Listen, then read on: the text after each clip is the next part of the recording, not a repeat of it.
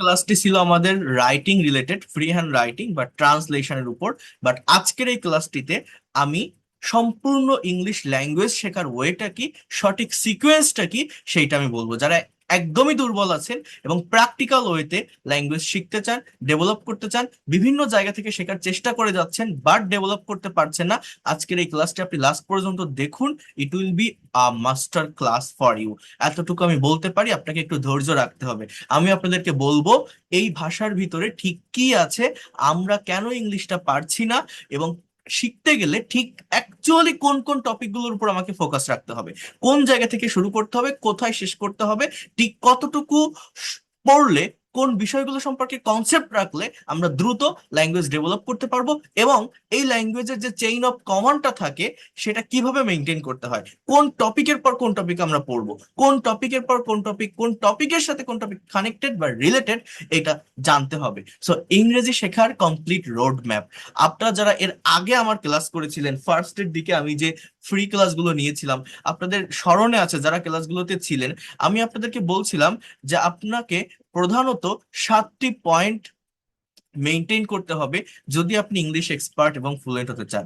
হ্যাঁ, আমি 7টি পয়েন্ট নিয়ে কথা বলেছিলাম, 7টি টপিক, 7টি বিষয় নিয়ে আলোচনা করেছিলাম, এবং বলেছিলাম যে if you have clear concept about this 7 points you will be expert and fluent in English within very short time. But এটাকে আমি আরো স্পেসিফিকলি বলবো। সেইখানে 7টি পয়েন্ট কি ছিল? Sentence, sentence component, parts of speech. যারা আমার আগের ক্লাসগুলো করেছেন তারা এগুলো স্মরণ করতে পারবেন। এরপর ছিল ভার্ব, এরপর ছিল টেন্স, এরপর মডাল অ্যান্ড সেমি মডালের ব্যবহার, তারপর ছিল প্যাসিভ ভয়েসের ব্যবহার। আমি বলছিলাম যে এই 7টি পয়েন্ট সম্পর্কে ক্লিয়ার কনসেপ্ট বা ধারণা থাকলে আপনি ল্যাঙ্গুয়েজটাকে দ্রুত ডেভেলপ করতে পারবেন, অনেক ভালোভাবে শিখতে পারবেন। এখন আমি যদি একদম প্র্যাকটিক্যাল ওয়েটা নিয়ে আমি কথা বলি, আমি গত ক্লাসের শুরুতে আপনাদেরকে একটা স্ট্রাকচার বলছিলাম, আপনাদের মনে আছে কিনা, যে ইংলিশে যে কোনো সেন্টেন্স বা বাক্য তৈরি করতে গেলে আমাদের একটা প্র্যাকটিক্যাল স্ট্রাকচার ব্যবহার করতে হয়। বলেন তো সেই স্ট্রাকচারটি কি? দেখেন, একদম যারা দুর্বল, বোঝার চেষ্টা করেন, শিখতে পারবেন অনেক ভালোভাবে। অনেকগুলো বিষয় নিয়ে কথা বলবো আজকের এই ক্লাসটিতে। For making any kinds of English sentences first of all we need a subject. Subject মানে কি বোঝার চেষ্টা করেন। একটা কথা যখন বলা হয়, একটা কাজ যখন করা হয়, কেউ তো একজন করে, কেউ তো একজন বলে, একটা বাক্যের সাবজেক্ট কে হয়? আমি, অথবা আপনি, অথবা সে বা তারা, এই ওয়ার্ডগুলো আর কি সাবজেক্ট হয়। এই সাবজেক্টের স্থানে পার্টস অফ স্পিচ হিসাবে নাউন অথবা প্রোনাউন বসে। এইটা আমি আগেও বলেছি আপনাদের। প্রতিটা ইংলিশ সেন্টেন্সে সাবজেক্টের পরে ভার্ব ইউজ করতে হয়। বাংলা বাক্যে কিন্তু ভার্ব সাবজেক্টের পরে থাকে না কখনো। আই রিপিট ইট, এটা মনে রাখবেন। বাংলায় ভার্ব অলওয়েজ লাস্টে থাকে, কিন্তু ইংলিশে ভার্ব কোথায় থাকে?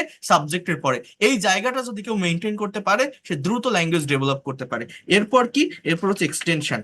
আমি বলছি, আমরা অনেকেই মনে করি একটা সেন্টেন্স বা বাক্যের স্ট্রাকচার হচ্ছে subject plus verb plus object, but object না, এক্সটেনশন, অতিরিক্ত অংশ। মানে এই জায়গাটাতে অবজেক্ট থাকতে পারে, অথবা কমপ্লিমেন্ট থাকতে পারে, অথবা অ্যাডভার্বিয়ালস এর ব্যবহার হয়। এই যে স্ট্রাকচারটা লিখলাম, প্রায় 90% ইংলিশ সেন্টেন্স মূলত এই স্ট্রাকচার দিয়ে তৈরি হয়, প্রায় 90% ইংলিশ সেন্টেন্স। তাহলে এবার আমি যদি আসি সাবজেক্টের কাছে, সাবজেক্ট কি? একদম সহজ ভাবে সিম্পলি ল্যাঙ্গুয়েজটা বোঝার চেষ্টা করেন, এবং আমরা কেন পারি না সেটাও আমি আপনাদেরকে বলবো। দেখেন, সাবজেক্ট হতে পারে আই মানে আমি, অথবা উই মানে আমরা, অথবা ইউ মানে তুমি, অথবা হি মানে সে, অথবা সি, অথবা দে, অথবা রহিম বা করিম। এই ধরনের ওয়ার্ড গুলোই কিন্তু একটা বাক্যের সাবজেক্ট হয়। অর্থাৎ সাবজেক্ট এরকম একটা নির্দিষ্ট সার্কেলের ভিতর থাকে, একটা সেন্টেন্স বা বাক্যে সাবজেক্ট গুলো এরকম একটা নির্দিষ্ট সার্কেলের ভিতর থাকে। সাবজেক্টের পরে কি বসে বলছি আমি? ভার্ব। ভার্ব জিনিসটা কি? দেখেন, verb is a word that denotes being, having or doing something. Verb হচ্ছে এমন একটা শব্দ যা কোনো কিছু করা, হওয়া, থাকা, খাওয়া, চলা, লেখা, বলা, এরকম বোঝায়। হ্যাঁ, ভার্ব একটা সেন্টেন্স বা বাক্যের হার্ট বা প্রাণ। অর্থাৎ ভার্ব ছাড়া ইংলিশে কোনো সেন্টেন্স বা বাক্য তৈরি করা যায় না। কেমন সেটা? ভার্ব কি? যেটা অ্যাকশন দেয়, যেমন আই ইট, আমি খাই, এটা একটা ভার্ব। আমি যদি বলি উই প্লে, আমরা খেলি, এটা একটা ভার্ব। আমি যদি বলি ইউ ডু, তুমি করো, এটা একটা ভার্ব। আমি যদি বলি হি ড্রাইভ, সে চালায়, এটা একটা ভার্ব। আমি যদি বলি শি ড্রস, সে আঁকে, এটা একটা ভার্ব। আমি যদি বলি দে গো, তারা যায়, এটা একটা ভার্ব। আমি যদি বলি রহিম স্পিক, রহিম বলে, এটা একটা ভার্ব। স্পিক মানে কি? বলা। তো প্রতিটা সেন্টেন্সে প্রতিটা ইংলিশ সেন্টেন্সে মেইনলি সাবজেক্টের পরে এরকম ভার্ব থাকে। আমার কথাটা বোঝার চেষ্টা করেন। এই সাবজেক্ট আর ভার্ব বসানোর পর এক্সটেনশনের যে পার্ট, আমি বলছি এখানে অবজেক্ট থাকে, কমপ্লিমেন্ট থাকে, অথবা অ্যাডভার্বিয়ালস থাকে। এই পয়েন্টগুলোকে আপনার চিনতে হবে। এই উপাদানগুলো মূলত কি বা কিভাবে আসে এইটা আপনাদেরকে জানতে হবে। আমাকে একটু সময় দেন, আমি এটা খুব দ্রুত কমপ্লিট করে মেইন টপিকটাতে আমি যাচ্ছি। বাট এইটা আগে একটু বোঝার চেষ্টা করেন, যারা নতুন আছেন একটু বোঝার চেষ্টা করেন। দেখেন, আই ইট, আমি খাই। এবার আমি কি খাই? আমি যদি বলি যে আই ইট রাইস, আমি ভাত খাই, এটা একটা কমপ্লিট সেন্টেন্স। কথা বোঝার চেষ্টা করেন, এটা কিভাবে আসলো রাইসটা? এটা খুবই সিম্পল। দেখেন, সাবজেক্ট আর ভার্ব যদি কেউ পাশাপাশি বসাতে পারে, বলেন তো কি বললাম? একটা ইংলিশ সেন্টেন্স তৈরি করতে গেলে সাবজেক্ট আর ভার্ব যদি কেউ পাশাপাশি বসাতে পারে, বাকি অংশটা অটোমেটিক্যালি চলে আসে। উই প্লে, আমরা খেলি। মানুষ খেলে কি? আপনি ফুটবল খেলেন, ক্রিকেট খেলেন, দাবা খেলেন, লুডো খেলেন, যা খেলেন আপনি বসান। এখন আমি যদি বলি উই প্লে ক্রিকেট, আমরা ক্রিকেট খেলি, সো এটা একটা কমপ্লিট সেন্টেন্স। বা উই প্লে ফুটবল, আমরা ফুটবল খেলি, এটা একটা কমপ্লিট সেন্টেন্স। হ্যাঁ, সো এইভাবে একটা সেন্টেন্স তৈরি হয় সাবজেক্ট ভার্ব অবজেক্ট দিয়ে। তুমি করো, কি করো? ইউ ডু দা ওয়ার্ক, তুমি কাজ করো, এটা একটা কমপ্লিট সেন্টেন্স। সে চালায়, মানুষ কি চালায়? হি ড্রাইভস আ কার, হি ড্রাইভস আ কার, সে একটা গাড়ি চালায়, এটা একটা কমপ্লিট সেন্টেন্স। হি ড্রস, মানুষ আঁকে কি? হি ড্রস আ পিকচার, সে একটা ছবি আঁকে, সো এটা একটা কমপ্লিট সেন্টেন্স। PICTURE, picture. এবার আমি যদি বলি দে গো, তারা যায়, তারা কোথায় যায়? দে গো টু স্কুল, তারা স্কুলে যায়, সো এটা একটা কমপ্লিট সেন্টেন্স। রহিম স্পিক্স, রহিম বলে, কি বলে? আমি যদি বলি রহিম ইংরেজি বলে, রহিম স্পিক্স ইংলিশ, সো এটা একটা কমপ্লিট সেন্টেন্স। সো এইভাবে সাবজেক্ট ভার্ব আর এক্সটেনশনের মাধ্যমে একটা কমপ্লিট ইংলিশ সেন্টেন্স তৈরি হয়। এইটা গেল একটা পার্ট, বোঝার চেষ্টা করেন। এইবার দেখেন, এই যে এক্সটেনশনে রাইস আছে, ফুটবল আছে, সাবজেক্ট কি এটা তো আপনারা বুঝলেন, I, we, you, he, she, they. Verb গুলো কি এটা আপনারা দেখছেন, যেটা কাজ করা বোঝাচ্ছে। এরপর এক্সটেনশনে যেটা আমি বসালাম, এইটার তিনটা পার্ট বলছে অবজেক্ট, কমপ্লিমেন্ট আর অ্যাডভার্বিয়ালস। এইগুলো আমাকে চিনতে হবে। এই অবজেক্ট কাকে বলে জানেন? কোন বাক্যের ভার্বকে, মনে রাখবেন গতকালও বলছিলাম, হোয়াট অ্যান্ড হুম, অর্থাৎ এই দুটো ওয়ার্ড দ্বারা কোশ্চেন করলে যদি উত্তর পাওয়া যায়, সেইটা মূলত অবজেক্ট। অবজেক্ট দুই প্রকার, একটাকে বলা হয় ডাইরেক্ট অবজেক্ট বা বস্তুবাচক অবজেক্ট, যেটা হোয়াট দ্বারা কোশ্চেন করলে পাওয়া যায়। আর একটা ইনডাইরেক্ট বা ব্যক্তিবাচক অবজেক্ট, যেটা হুম দ্বারা কোশ্চেন করলে পাওয়া যায়। যেমন দেখেন, আই ইট, আমি খাই। কি খাই? ভাত খাই, এটা অবজেক্ট। কি খেলি? ফুটবল খেলি। এই যে কি দ্বারা প্রশ্ন করে পাচ্ছি, কি করি? কাজ করি। সে কি চালায়? গাড়ি চালায়। কি আঁকে? ছবি আঁকে। এইবার দেখেন তো, দে গো, তারা যায়। এই গো কে আপনি প্রশ্ন করেন তো, কি যায় কাকে যায়? কোনো উত্তর হয়? উত্তর মিলাতে পারেন আপনি? ভেবে দেখেন তো, কি যায় কাকে যায়, কি যায় কাকে যায়, দেখেন উত্তর কিন্তু আসে না। আপনি যদি বলেন কোথায় যায়, তাহলে স্কুলে, কিন্তু এই টু স্কুল কোনো অবজেক্ট না, এর আগের গুলো সবই অবজেক্ট। কি বলে? ইংরেজি বলে। রহিম কি বলে? ইংরেজি বলে, এটা অবজেক্ট, কিন্তু টু স্কুলটা অবজেক্ট না। এটা কি? এটাকে বলে অ্যাডভার্ব। যেমন দেখেন, তাহলে হোয়াট অ্যান্ড হুম দ্বারা কোশ্চেন করলে কি পাওয়া যায় বলছি? অবজেক্ট। আর যদি কোনো বাক্যের ভার্বকে হাউ মানে কিভাবে, ওয়ার মানে কোথায়, ওয়েন মানে কখন, অ্যান্ড ওয়াই মানে কেন, এই ওয়ার্ড গুলো দ্বারা যদি কোশ্চেন করা হয় এবং উত্তর পাওয়া যায়, কাকে কোশ্চেন করব? প্রশ্নটা কাকে করব? ভার্বকে। এই ওয়ার্ড গুলো দ্বারা যদি কোনো বাক্যের ভার্বকে প্রশ্ন করা হয় এবং উত্তর পাওয়া যায়, তখন সেটাকে বলা হয় অ্যাডভার্ব বা অ্যাডভার্বিয়াল ফ্রেজ। যেমন এই অ্যাডভার্বিয়াল ফ্রেজের একটা আহ, মানে এক্সেলেন্ট ইউজ বা ব্যবহার ফ্রি হ্যান্ড রাইটিং এ আছে, যেটা আমি দেখিয়েছিলাম আপনাদের, যে যে কোনো শর্ট ইংলিশ সেন্টেন্সকে আমরা কিভাবে লং সেন্টেন্সে পরিণত করতে পারি। যারা ইংলিশে কথা বলতে গেলে ছোট ছোট সেন্টেন্স বলে থেমে যান, বা ছোট ছোট সেন্টেন্স লিখে থেমে যান, একটা সেন্টেন্স বা বাক্যকে বড় করতে পারেন না, লং করতে পারেন না, বাক্যের ভিতরে এক্সট্রা ইনফরমেশন অ্যাড করতে পারেন না, কিভাবে আপনি করবেন? এই হাউ, হোয়ার, হোয়েন, হোয়াই এর ব্যবহার করে করা যায়। অর্থাৎ এটা রাইটিং এর খুব ইফেক্টিভ একটা স্ট্র্যাটেজি। আমি আগেও বলছিলাম, যেমন আমরা সারা জীবন এইরকম সেন্টেন্স প্র্যাকটিস করতে অভ্যস্ত। আই ইট রাইস, আমি ভাত খাই। উই প্লে ফুটবল, আমরা ফুটবল খেলি। ইউ ডু দা ওয়ার্ক, তুমি কাজ করো। হি ড্রাইভস আ কার, সে গাড়ি চালায়। সারা জীবন কি এতটুকুই আমরা বলবো? না, বড় করতে পারি। যেমন দেখেন, আমি তো ভাত খাই। এইবার এইটাকে আপনি আবার প্রশ্ন করেন, how do I eat rice? এবার আমি যদি বলি I eat rice very slowly, how দ্বারা প্রশ্ন করলে কি বোঝায় জানেন? যে আপনি কিভাবে খান। হাউ মানে কি? কেমন বা কিভাবে, তাই না? অর্থাৎ ভাত খাওয়ার ধরনটা কেমন, আপনার আচরণটা কেমন, বিহেভিয়ারটা কেমন। এই হাউ দ্বারা প্রশ্ন করলে অ্যাডভার্ব অফ ম্যানার পাওয়া যায়। Where do you eat rice, আপনি কোথায় ভাত খান? ওই ইটকে প্রশ্ন করেন ওয়ার দিয়ে, কোথায় খান। আমি যদি বলি আমি রুমে ভাত খাই, অ্যাট রুম, আমি রুমে ভাত খাই, আপনি যে রুমে ভাত খান, আপনি কখন ভাত খান? When do you eat rice? আমি দিনে 3 বার ভাত খাই। আমি যদি এরকম বলি 3 টাইমস আ ডে, এটাকে বলা অ্যাডভার্ব অফ টাইম। দেখেন বাক্য কিন্তু বড় হচ্ছে। ছিল কতটুকু? রাইস পর্যন্ত। কোথায় চলে গেল? ডে পর্যন্ত। কিভাবে? ওই ইটকে প্রশ্ন করে। Why do you eat rice? আপনি কেন ভাত খান? আপনার ভাত খাওয়ার কারণটা কি? রিজনটা কি? ওয়াই দিয়ে কোশ্চেন করলে এটাকে বলা অ্যাডভার্ব অফ রিজন। হ্যাঁ, আমি যদি বলি যে টু গেট, গেট মানে কি? পাওয়ার। টু গেট মানে পেতে বা পাওয়ার জন্য। এনার্জি ইন মাই বডি, আমার শরীরে শক্তি পাওয়ার জন্য আমি ভাত খাই। তাহলে একবার ভেবে দেখেন, আমার ছোট একটা বাক্য আই ইট রাইস, সেটাকে আমি এত বড় করলাম জাস্ট অ্যাডভার্বিয়াল ফ্রেজের ব্যবহার করে, ভার্বকে ডাবল ইউএস ওয়ার্ড দ্বারা কোশ্চেন করে। অর্থাৎ এই যে ভেরি স্লোলি, এটাকে বলা হয় adverb of manner. At room, এটাকে বলা হয় adverb of place. 3 times a day, এটাকে বলা হয় adverb of time. Adverb of time, sorry, at রুমসটা হচ্ছে এটা এটা এটা হচ্ছে আমাদের প্লেস। এরপর to get energy in my body, এটা হচ্ছে অ্যাডভার্ব অফ রিজন। এইভাবে অ্যাডভার্বিয়াল ফ্রেজের ব্যবহার করে, আমি আবারও বলছি, যে কোনো শর্ট ইংলিশ সেন্টেন্সকে লং সেন্টেন্সে পরিণত করা যায়। দেখেন ভাষা শিখতে গেলে নিজের মতো করে প্র্যাকটিক্যাল ওয়েতে এইভাবে আইডিয়া জেনারেট করে ভাষা শিখতে হবে। তাহলে আপনি দ্রুত ডেভেলপ করতে পারবেন। যে কোনো সেন্টেন্সকে এভাবে বড় করা যায়। আমরা ফুটবল খেলি, আপনি কিভাবে ফুটবল খেলেন? এখন আমি যদি বলি we play football very politely, হ্যাঁ, আমি খুবই মানে ভদ্রতার সহিত ফুটবল খেলি। ফুটবল খেলার মাঠে আমি মারামারি করি না, ফাউল করি না। সো পলাইটলি, এটাকে বলা হয় অ্যাডভার্ব অফ ম্যানার। আপনি যে খেলেন, কোথায় খেলেন? আমি মাঠে ফুটবল খেলি, on the field. I play football, we play football politely on the field. So আপনি যে মাঠে ফুটবল খেলেন, আপনি কখন ফুটবল খেলেন? বিকালে ফুটবল খেলি, in the afternoon.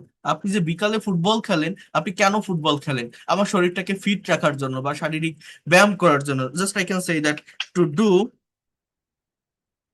Physical exercise.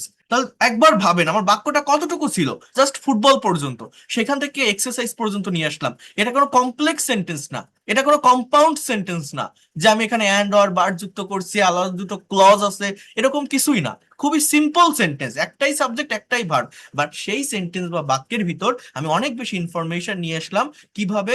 ভার্বকে WH word দ্বারা কোশ্চেন করে। We play football very politely on the field in the afternoon to do physical exercise.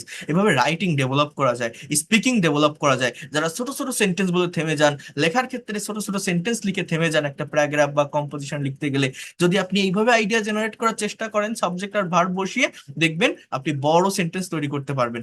ভিতর থেকে একটু প্রেপোজিশনের ব্যবহার আপনাকে আলাদাভাবে শিখতে হবে। প্রেপোজিশনের সঠিক ব্যবহার, আই রিপিট ইট, প্রেপোজিশনের ব্যবহার আমি আপনাদের দেখাবো সেগুলো।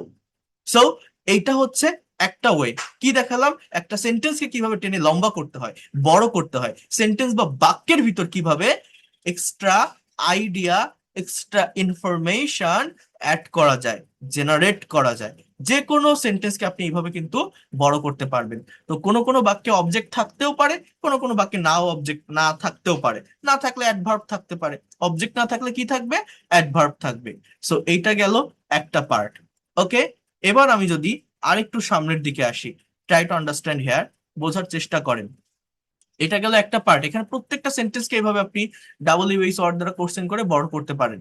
আচ্ছা, এখানে আরেকটা বিষয় আছে, সেটা হচ্ছে কমপ্লিমেন্ট। এই কমপ্লিমেন্ট জিনিসটা কি জানেন?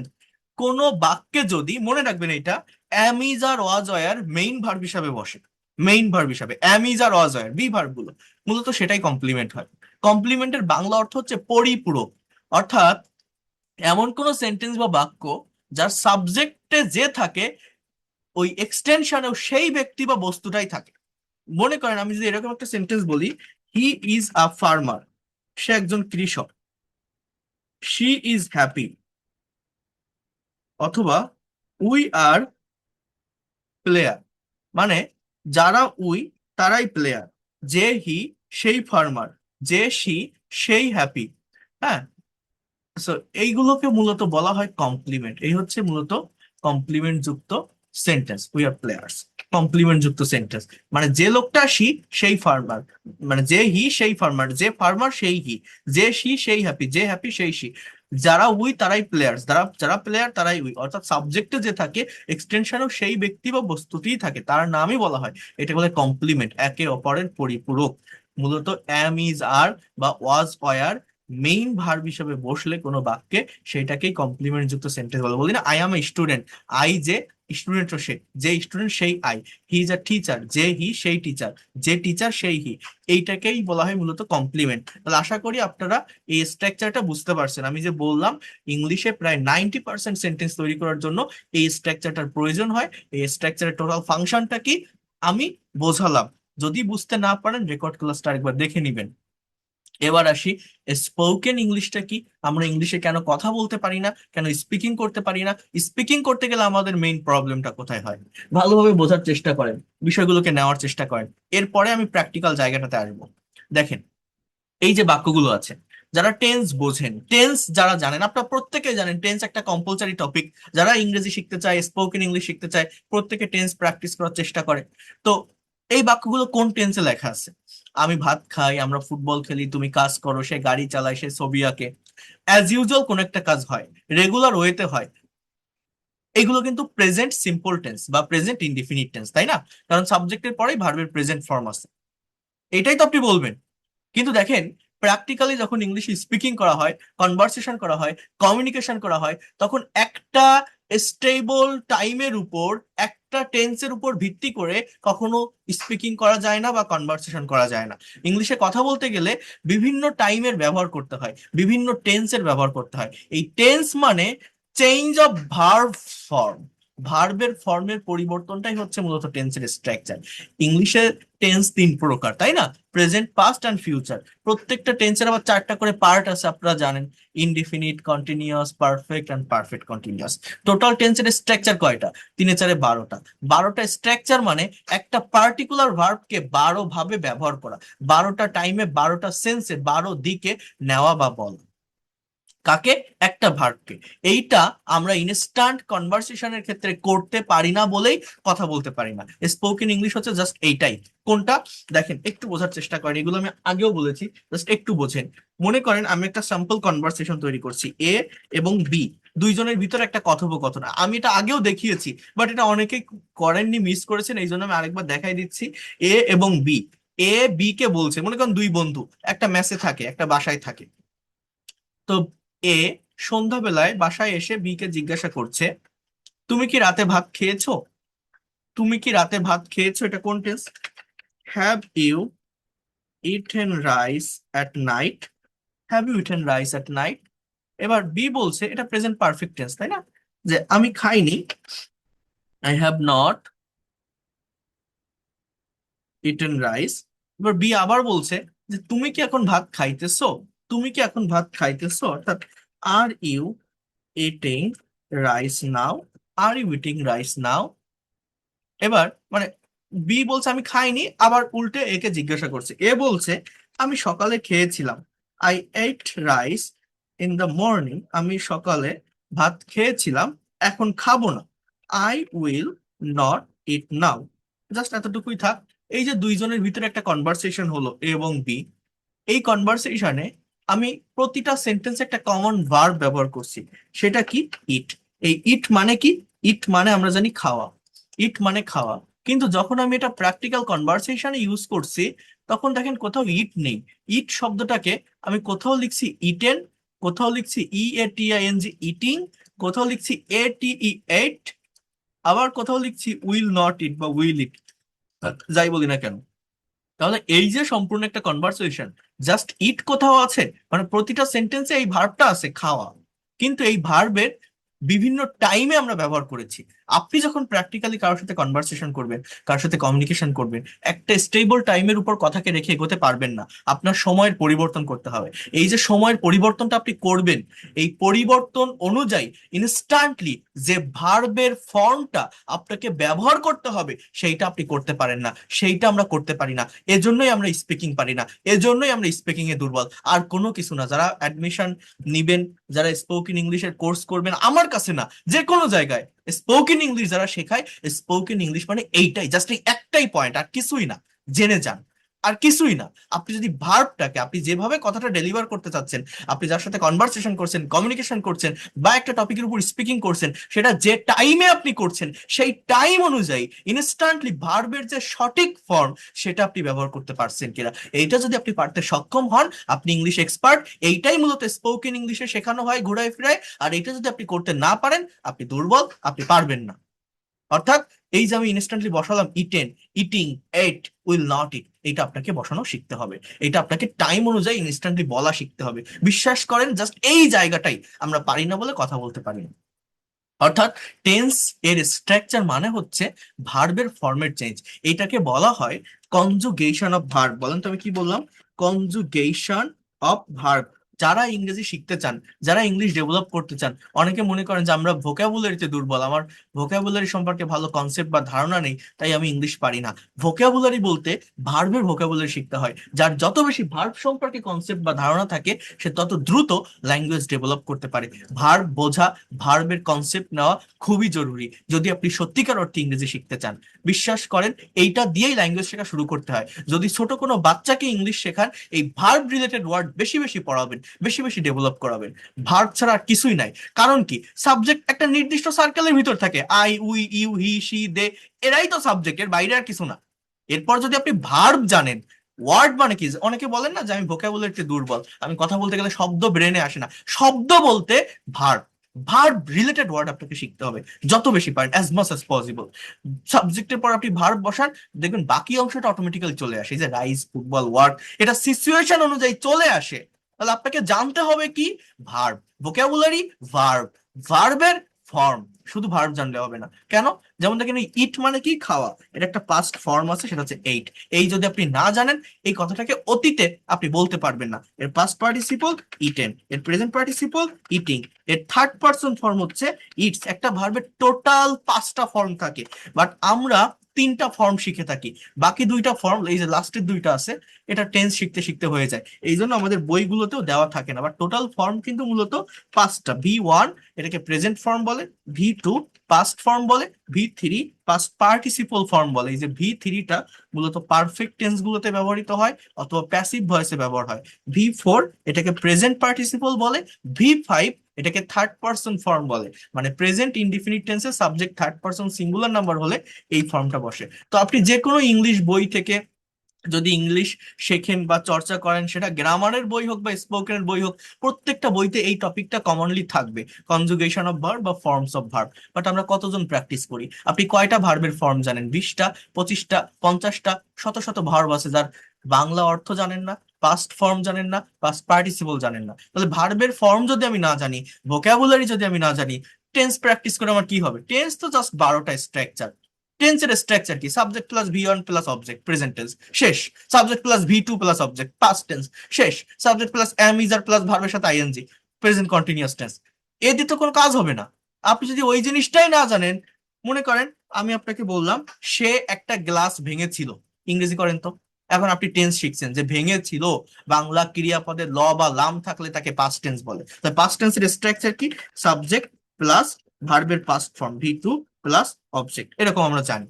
এখন সে ইংরেজি হি, গ্লাস ইংরেজি তো গ্লাস।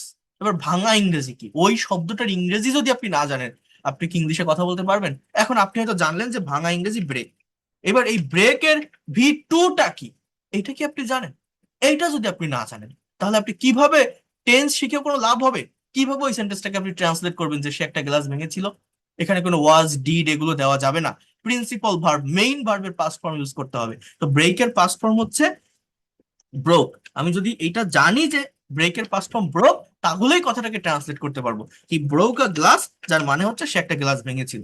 কিন্তু আমি যদি বলি সে একটা গ্লাস ভেঙেছে, তখন আবার ওই ব্রেক, ভাঙা শব্দের পাস্ট পার্টিসিপল ফর্ম কি, এটা আপনাকে জেনে আসতে হবে। যেমন he has broken, break, broke, broken a glass.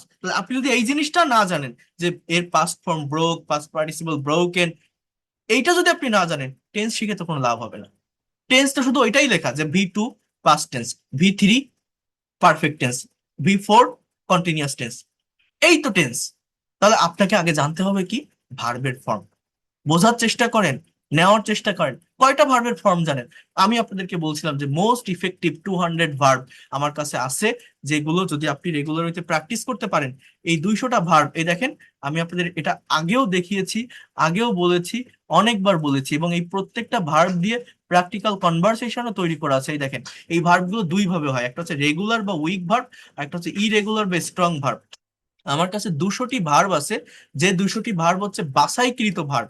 অর্থাৎ আমরা আমাদের ডে টু ডে লাইফের প্র্যাকটিক্যাল কনভারসেশন বা স্পিকিং এ এই ধরনের ভার্ব গুলো বাংলায় অ্যাজ ইউজুয়াল ব্যবহার করে থাকি, বাট ইংলিশে প্রপার অর্থ না জানার কারণে, ফর্ম না জানার কারণে আমরা ইংলিশে কথা বলতে পারি না। আমি এতটুকু অ্যাসিওর করতে পারি, কারো যদি অ্যাটলিস্ট এই 200টা ভার্ব সম্পর্কে ক্লিয়ার কনসেপ্ট থাকে, সে ইংলিশে কথা বলতে পারবে, ফ্রি হ্যান্ডে লিখতে পারবে, তার কোনো ধরনের প্রবলেম তৈরি হবে না শব্দ নিয়ে, অর্থাৎ ভোকাবুলারি নিয়ে। সো এইগুলো আপনাদের শিখতে হবে, আপনাকে জানতে হবে যে আপনি তো হাজার হাজার শব্দ মুখস্থ করে পারবেন না, পারবেন, মনে থাকবে? তাহলে কোন ধরনের ওয়ার্ড গুলো বেশি ব্যবহার করি আমরা প্র্যাকটিক্যাল কনভারসেশনে বা কমিউনিকেশনে, সেগুলো জানতে হবে। তাহলে টেন্সটা কি?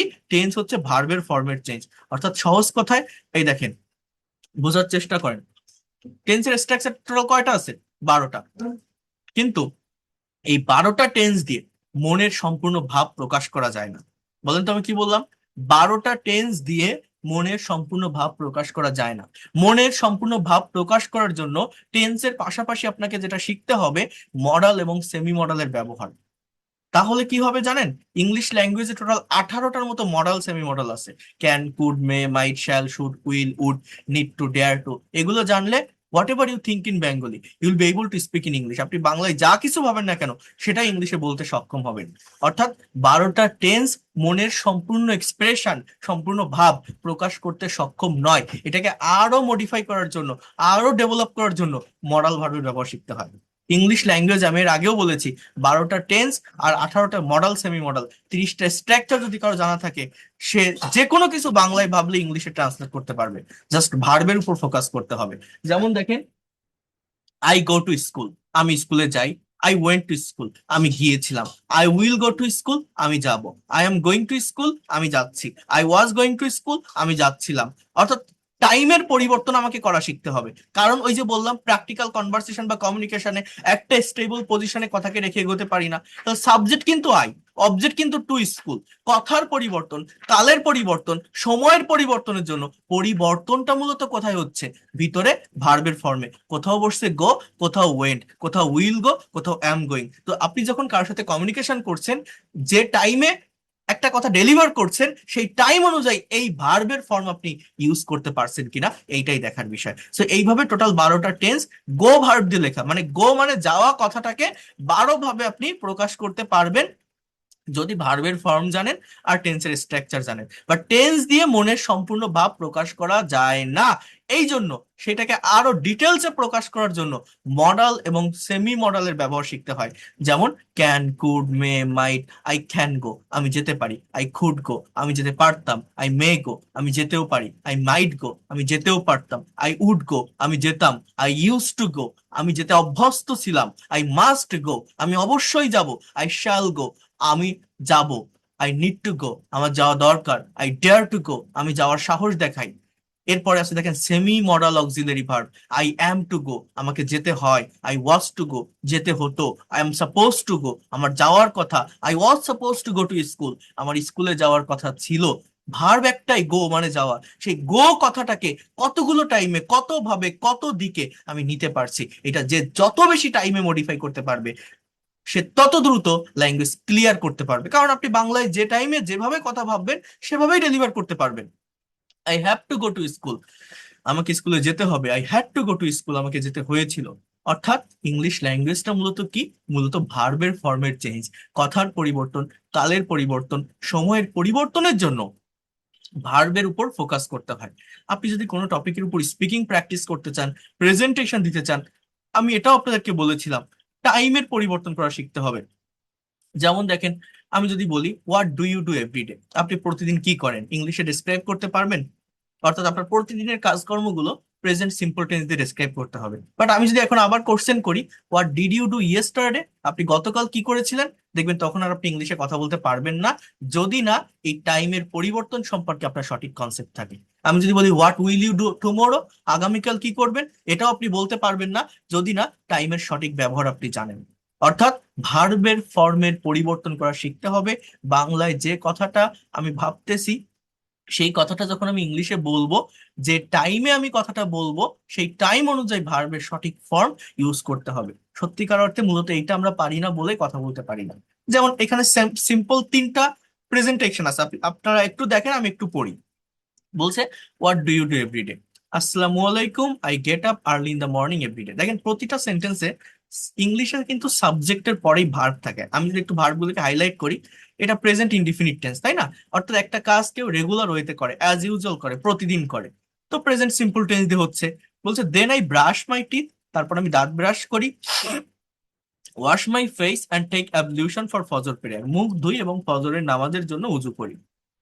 এরপর কি বলছে দেখেন, after exercising and breakfast I go to office at 9:30 AM। অর্থাৎ এক্সারসাইজ এবং ব্রেকফাস্ট করার পর আমি 9:30-এ অফিসে যাই। Then I take lunch at 2 PM, আমি 2টায় লাঞ্চ করি। And come back home at 5 PM, 5টায় বাসায় আসি। I spend time with my family, আমার পরিবারের সাথে সময় কাটাই। Learn English and take dinner at 10 PM, ইংরেজি শিখি এবং 10টার দিকে ডিনার করি। And go to bed at 11 PM, এবং 11টায় বেডে যাই। সো এইভাবে কোন একটা কাজ কেউ অ্যাজ ইউজুয়াল করে, রেগুলার ওয়েতে করে, প্রতিদিন কোনো কাজ হয়, জাস্ট এগুলো সবই প্রেজেন্ট ইনডিফিনিট টেন্স দিয়ে করা। কিন্তু আমি কি বললাম, আমরা ইংলিশে কথা বলতে পারি না কেন? সময়ের পরিবর্তন করতে পারি না। আমি যদি এখন কোশ্চেনটা একটু চেঞ্জ করে বলি যে what did you do yesterday, বা এখন রাত 9:40 বাজে আপনারা আমার ক্লাস করছেন, আমি যদি বলি যে ভাই বা ম্যাডাম আজকে সারাদিন আপনারা কি করলেন, can you describe it in English, তখন আপনি কিভাবে সেটা করবেন? দেখেন পরিবর্তন কোথাও না, শুধু ভার্বের ফর্মে। কি বলছে, yesterday I got up early, আমি দ্রুত উঠেছিলাম। অ্যান্ড ব্রাশ মাই টিথ, দাঁত ব্রাশ করেছিলাম। অ্যান্ড ওয়াশড মাই ফেস, এবং মুখ ধুয়েছিলাম। বাংলা বোঝেন, our mother tongue is Bangla. কোনো কিছু ইংলিশে বলতে গেলে ব্রেনে আগে বাংলাটা চলে আসে। দেন আই টুক অ্যাবলিউশন, এই যে টেক থেকে টুক, ওয়াশ থেকে washed. I did some exercise, আমি কিছু ব্যায়াম করেছিলাম। I went to the office at 9:30 AM, আমি 9:30-এর দিকে অফিসে গিয়েছিলাম। স্টার্টেড মাই ওয়ার্ক, কাজ শুরু করেছিলাম। টুক লাঞ্চ অ্যাট 2 PM, 2টায় লাঞ্চ করেছিলাম।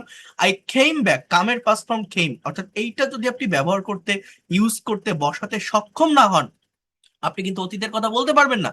দেন I spend some time with my family, পরিবারের সাথে সময় কাটিয়েছিলাম। And went to bed at 11 PM, 11টায় বেডে গিয়েছিলাম।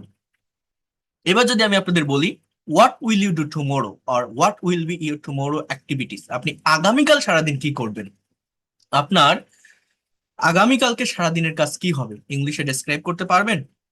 তখন দেখেন প্রেজেন্ট ফর্মের ভার্বের আগে একটা উইল যুক্ত করছে, অর্থাৎ ফিউচার টেন্সের ব্যবহার করছে, যে tomorrow I will get up early, আগামীকাল আমি খুব দ্রুত ঘুম থেকে উঠবো।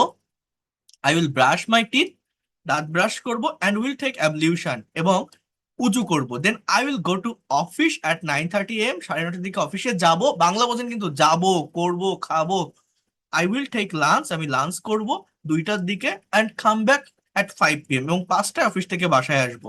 দেন I will go to bed at 11 PM, আমি 11টার দিকে বেডে ঘুমাতে যাব।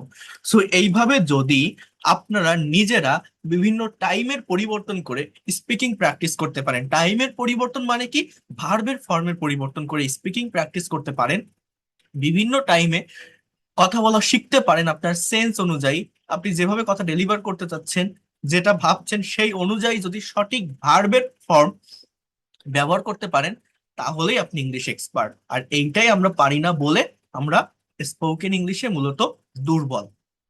আমি কি আপনাদেরকে ওভারঅল বিষয়গুলো বোঝাতে পারলাম, যে আসলে আমরা কেন ইংরেজিতে কথা বলতে পারি না, বা প্রবলেমটা কোথায় হয়, কোন জায়গাটায় সমস্যা, কোন ধরনের ভোকাবুলারি শিখতে হবে, বুঝতে পারছেন?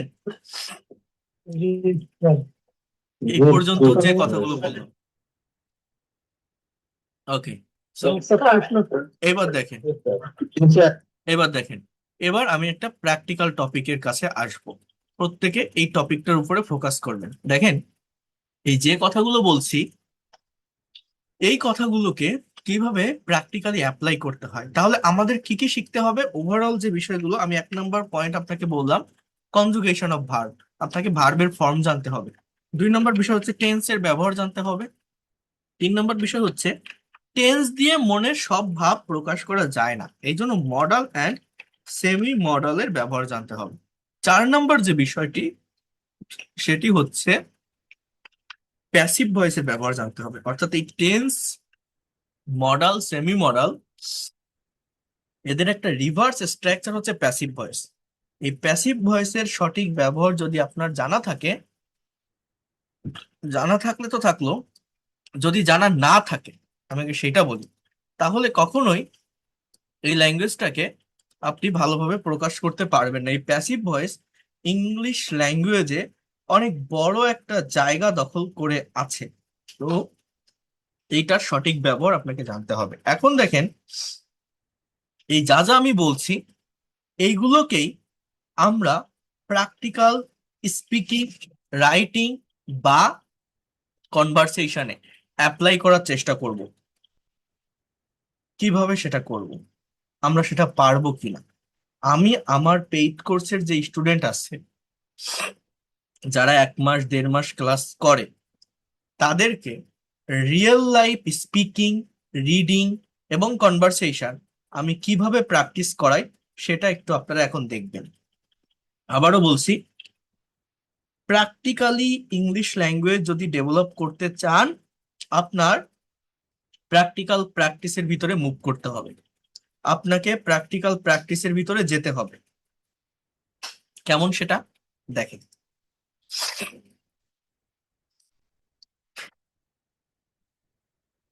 আমি যে কথাগুলো বললাম, জাস্ট সেইটাকে আমি প্র্যাকটিক্যালি আপনাদেরকে দেখাবো, একদম প্র্যাকটিক্যাল ওয়েতে নেওয়ার চেষ্টা করব।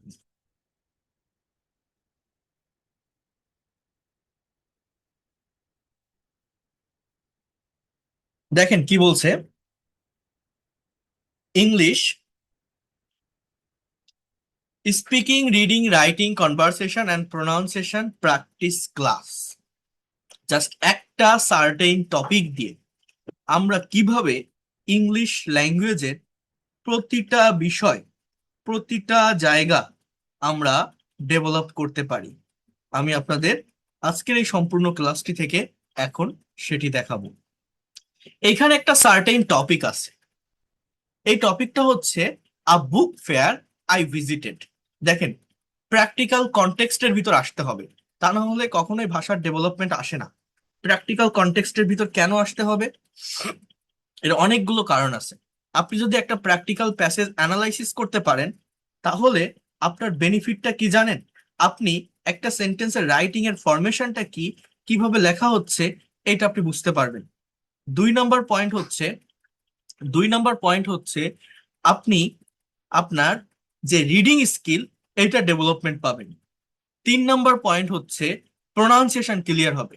4 নম্বর পয়েন্ট হচ্ছে প্র্যাকটিক্যাল প্যাসেজ যদি আপনি অ্যানালাইসিস করেন, নতুন ভোকাবুলারির ডেভেলপমেন্ট পাবেন। সো এইভাবে যদি আপনি একটা সার্টেইন টপিকের উপর স্পিকিং প্র্যাকটিস করেন এবং নিজের মতো করে আপনার নিজের এক্সপিরিয়েন্স থেকে একটা প্রেজেন্টেশন দেন, তাহলে ল্যাঙ্গুয়েজ ডেভেলপ করা আপনার জন্য অনেক বেশি সহজ হবে। এটা কিভাবে হয়, এখানে কোশ্চেন এবং অ্যান্সারটা আমি আগে একটু দেখাচ্ছি, তারপর বলছি যে ভেঙে ভেঙে জাস্ট এই একটা প্যাসেজ থেকে আপনি কিভাবে আপনার রিডিং, রাইটিং, স্পিকিং ডেভেলপ করতে পারবেন। জাস্ট আমাকে একটু টাইম দেন, আপনারা একটু ধৈর্য রাখবেন। দেখেন, মনে করেন আপনি একটা আইএলটিএস এক্সাম ফেস করছেন বা একটা স্পিকিং টেস্ট ফেস করছেন, আপনার এক্সামিনার আপনাকে এই টপিকের উপর কথা বলতে বলছে। এখানে এমন কেউ নেই যারা জীবনে কোনোদিন মেলা দেখেননি, সেটা বই মেলা না হোক, সেটা বাণিজ্য মেলা হতে পারে, সেটা বৃক্ষ মেলা হতে পারে, any kinds of fair if you visit, সেটা বৈশাখী মেলা হতে পারে। যে কোনো মেলা যদি আপনি ভ্রমণ করেন, তার একটা এক্সপিরিয়েন্স আপনাকে ইংলিশে শেয়ার করতে হবে, আপনাকে ইংলিশে প্রেজেন্ট করতে হবে, আপনি পারবেন কিনা।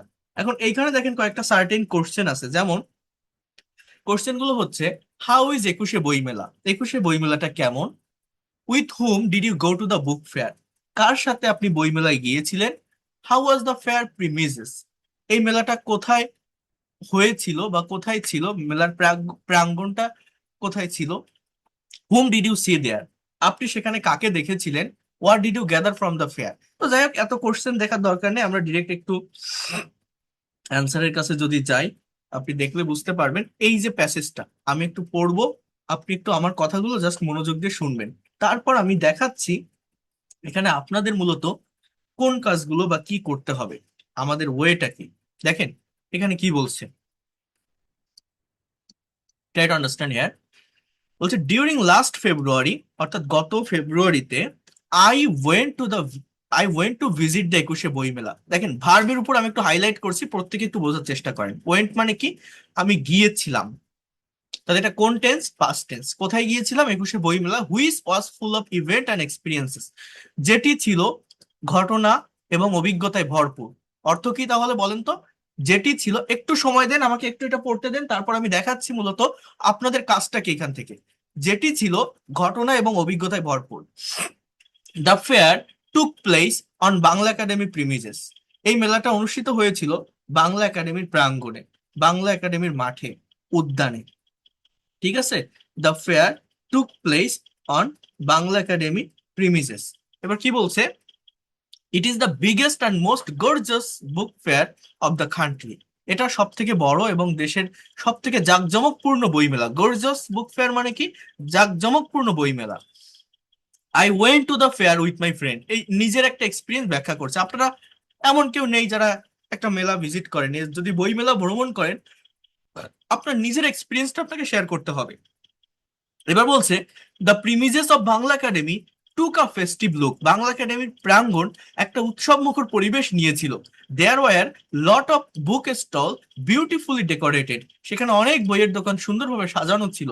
ভিজিটর্স ওয়ার মুভিং, অর্থাৎ ভ্রমণার্থীরা মুভ করছিল। কোন টেন্স এটা, পাস্ট কন্টিনিউয়াস, অর্থাৎ যাচ্ছিল। One row to another row just like the row of ants, অর্থাৎ এক সারি থেকে অন্য সারি পিঁপড়ার সারির মতো। হ্যাঁ, রো দেয়া থাকে না প্রত্যেকটা স্টলে, সেইভাবে আর কি। People were looking for their favourite and chosen book, মানুষ খুঁজতেছিল। কোন টেন্স, পাস্ট কন্টিনিউয়াস, সাবজেক্টের পরেই ভার্ব থাকে, ভার্ব দেখে টেন্স আইডেন্টিফাই করা শিখতে হয়, তাহলে একটা সেন্টেন্সের অ্যাকচুয়াল অর্থ বোঝা যায়। মানুষ খুঁজতেছিল তাদের প্রিয় এবং পছন্দের বইগুলো। Some visitors are looking for new publication, কিছু ভিজিটর্স নতুন পাবলিকেশন খুঁজছিল। We visited a lot of stall and bought a number of books, আমরা অনেকগুলো দোকান ভ্রমণ করেছিলাম এবং অনেক বই কিনেছিলাম। বাই থেকে বট, অফ দ্য বুকস বইগুলোর ভিতর, দেয়ার ওয়ার সেখানে ছিল, story book, science fiction and autobiographics. While we are about to finish our visit, অর্থাৎ যখন আমরা প্রায় ভ্রমণটা শেষ করেছিলাম, I noticed the great writer doctor Zafar Iqbal sitting on a chair in front of a stall, বিখ্যাত লেখক জাফর ইকবল একটা চেয়ারে বসে আছে একটা দোকানের সামনে। I also notice the great poet Al Mahmud also sitting beside him, আমি আরো লক্ষ্য করেছিলাম বা দেখেছিলাম বিখ্যাত লেখক, বিখ্যাত কবি আল মাহমুদ তার পাশে বসা। টু গ্রেট পার্সোনালিটিস, এই দুই মহান ব্যক্তিত্ব, ওয়ার টকিং উইথ ইস আদার, একে অন্যের সাথে কথা বলছিল। And curious people were gathering round them, এবং আগ্রহী জনতা তাদের সাথে গ্যাদার মানে তাদের চারপাশে জড়ো হচ্ছিল, হ্যাঁ, for taking their autograph, autograph নেওয়ার জন্য। এ বলছে অ্যাট লাস্ট, অবশেষে, we finished our visit to the fair and I came back home with a lot of experience and permanent impression of the fair in my mind. অর্থাৎ একজন একটা বইমেলা ভ্রমণ করেছে, তার একটা এক্সপিরিয়েন্স সেখানে শেয়ার করলো, আমি পড়লাম। এরকম একটা প্র্যাকটিক্যাল কনটেক্সট বা একটা কন্টেন্ট আপনাকে পড়তে হবে। আমি আমার স্টুডেন্ট গুলোকে, আমার পেইড ব্যাচের স্টুডেন্ট গুলোকে কিভাবে প্র্যাকটিক্যাল স্পিকিং, রিডিং, রাইটিংটা প্র্যাকটিস করায়, জাস্ট একটু দেখেন, একটু ধৈর্য রাখতে হবে। এই বিষয়গুলো করতে গেলে ধৈর্য রাখতে হয়। ওই এটা প্লাস এটা প্লাস এটা এরকম হয়, এই যে হাজারো সেন্টেন্স করতে পারবেন, এইভাবে কখনো ভাষা প্রপার হইতে শেখা যায় না, প্র্যাকটিক্যাল জায়গায় আসতে হবে। এখন দেখেন, আমি এখানে যে হাইলাইটটা করলাম ইয়েলো কালার দিয়ে, কোথায় হাইলাইট করলাম বলেন তো, ভার্বের উপর। কোথায় করছি, ভার্বের উপর। ভার্ব কোথায় থাকে, ইংলিশে সাবজেক্টের পর। আমি গুরুত্ব দিচ্ছি তার কাকে, ভার্বকে। এইবার দেখেন, এইবার বলছে কনজুগেশন অফ ভার্ব, অর্থাৎ এই প্যাসেজের ভিতর যে ভার্ব গুলো, সেই ভার্ব গুলোর ফর্ম সহ আমি এখানে দেখিয়েছি। যেমন কি বলছে দেখেন, বি ভার্ব মানে am is are, এর পাস্ট ফর্ম কি, was were, পাস্ট পার্টিসিপল কি, বিন, এর অর্থ কি, হওয়া বা থাকা। বি এর বাংলা অর্থ কি, হওয়া বা থাকা। আমরা ফার্স্টে কি দেখবো, ভার্ব দেখবো, কনজুগেশন অফ ভার্ব দেখবো। এবার দেখেন বাই মানে কেনা, past form bought, past participle bought. Come, came, come. Decorate, decorated, decorated. সাজানো. Finish, finished, finished. শেষ করা. Gather, gathered, gathered. জড়ো হওয়া. Go, went, gone. যাওয়া. Look, looked, looked. Look মানে কি? তাকানো. Move, moved, moved মানে চলা। Notice, noticed, noticed. এই ভার্বগুলো কোন ভার্ব বলেন তো? এই প্যাসেজের ভিতর থেকে নেওয়া ভার্ব আমি আবার আলাদাভাবে বসিয়েছি, তার past form, past participle form, Bangla অর্থ আমি এখানে দিয়েছি। সিট, স্যাট, স্যাট। সিট মানে কি? বসা। Take, took, taken. টেকের পাস্ট পার্টিসিপল কি? Took. Past participle, sorry, past form took, past participle taken. Talk, talked, talked কথা বলা। ভিজিট, ভিজিটেড, ভিজিটেড পরিদর্শন করা। তাহলে আমি কি বললাম? আমার 1 নাম্বার কাজ কি? ভার্ব জানা। 2 নাম্বার কাজ কি? সেই ভার্বগুলোকে টেন্সে অ্যাপ্লাই করা। টেন্স দিয়ে সব প্রকাশ করা যায় না, এই জন্য মডাল সেমি মডাল শেখা। মডাল সেমি মডালের থেকে আরো যেটা গুরুত্বপূর্ণ, প্যাসিভ ভয়েস। এই ভার্বগুলো দিয়ে আমরা যদি সেই রকম কিছু স্ট্রাকচার আমরা নমুনা দেখি, যেমন দেখেন tense, these sentences shows how the verb change based on time the action happen, present, past, future. যেমন প্র্যাকটিক্যাল সেন্টেন্স দেখেন, এতক্ষণ তো আই গো টু স্কুল দেখাইছি, বাট এটা কিন্তু একদম রিয়েল লাইফ টেন্সের ব্যবহারটা কিভাবে হয়। আই ওয়েন্ট টু দ্য 21শে বইমেলা লাস্ট ইয়ার। আমি গত বছর 21শে বইমেলায় গিয়েছিলাম। তাহলে এটা কোন tense? Past indefinite tense, go ভার্বের past form. We are visiting the book stalls right now. আমরা এখন বইমেলা ভ্রমণ করছি। এটা কোন tense? Present continuous tense. Tense বুঝতে হবে। She has bought a new science fiction book. সে একটা নতুন কল্পবিজ্ঞানের বই কিনেছে। এটা কোন টেন্স? Present perfect tense. এইভাবে বিভিন্ন টেন্সের ব্যবহার আমরা দেখব।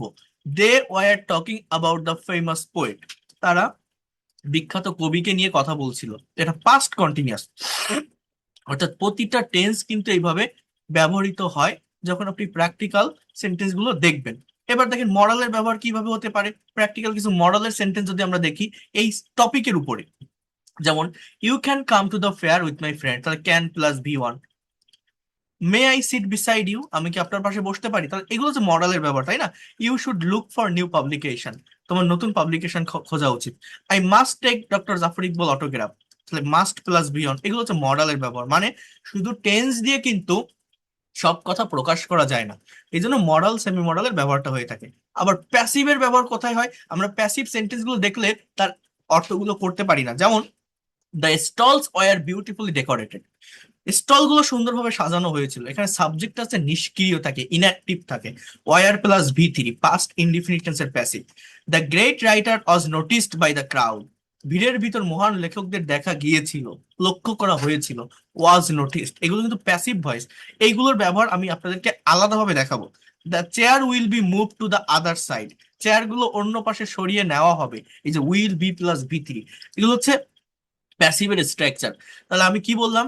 যদি প্র্যাকটিক্যালি আমরা স্পিকিং, রিডিং, রাইটিং শিখতে চাই, আমাকে মূলত টেন্স, এরপর কি, এরপর হচ্ছে মডাল, সেমি মডাল, এবং এরপর হচ্ছে প্যাসিভ ভয়েসের ব্যবহার জানতে হবে। এবার আসুন ট্রান্সলেশনের ক্ষেত্রে, ওই সেম টপিকের উপর আমরা কিভাবে ট্রান্সলেশন গুলো কমপ্লিট করতে পারি। এটা কেন এখন দেখাচ্ছি? যেহেতু গতকালকে যারা ক্লাস করেছিলেন, গতকালকের ক্লাসটি আমার কিসের উপর ছিল? সেন্টেন্স ট্রান্সলেশনের উপর। তো আজ আমরা দেখব যে গতকালকের ক্লাস থেকে আপনারা কতটুকু ইমপ্রুভ করেছেন। যেমন দেখেন এখানে কয়েকটা প্র্যাকটিক্যাল প্যাসেজ আছে, ট্রান্সলেট করব। বাংলা থেকে ইংলিশে ট্রান্সলেট করার নিয়মটা আমি কি কি বলেছিলাম দেখেন। বলছে, গত বছর আমি আমার বন্ধুদের সাথে 21শে বইমেলা গিয়েছিলাম। আপনি যখন একটা প্র্যাকটিক্যাল বাংলা সেন্টেন্সকে ইংলিশে ট্রান্সলেট করবেন, সবার আগে জিস্ট অংশটুকু খুঁজে বের করবেন। বলেন তো আমি কি বললাম? জিস্ট মানে কি? Subject verb. সাবজেক্ট কে? আমি। সাবজেক্ট কে? আমি, তাহলে আই। এবার ভার্ব কে? গিয়েছিলাম। প্রত্যেকটা বাংলা বাক্যে ভার্ব কোথায় থাকে? লাস্টে। ইংলিশে কোথায় থাকে? সাবজেক্টের পরে। বাংলা বাক্যে যে লাস্টে ভার্ব থাকে ওইটা দেখে টেন্স ধরতে হবে। তাহলে গিয়েছিলাম কোন টেন্স? Past indefinite. তাহলে আই ওয়েন্ট, আমি গিয়েছিলাম। এবার সাবজেক্ট আর ভার্ব শেষ। এবার আমার বাকি অংশটা আমি বসাবো। বাকি অংশটা কিভাবে বসাবো? লাস্টের দিক থেকে করতে করতে ফার্স্টের দিকে আসবো। বাংলা বাক্যের লাস্টের দিক থেকে করতে করতে ফার্স্টের দিকে আসবো। তাহলে আই ওয়েন্ট, এবার কোথায়? 21 বই মেলায়। তাহলে এই দেখেন, এইটুকু তো আমি বসালাম, আমিটা লেখা শেষ, এই গিয়েছিলাম এটাও লেখা শেষ। তাহলে এবার লাস্টে কোনটা আছে? 21 বই মেলায়, এই দুইটা আগে বসাবো, এইটা। অর্থাৎ আই ওয়েন্ট টু দা, কোন একটা দিকে যাওয়া বোঝাতে টু প্রেপোজিশনে ব্যবহার হয় 21 বই মেলা, বই মেলা। এই হচ্ছে আমার সেন্টেন্স। এইভাবে ট্রান্সলেট করার চেষ্টা করবেন। এরপর কি? আমার বন্ধুদের সাথে, with my friends, with my friends. এরপর কি? গত বছর, তাহলে কি হবে এটা? Last year.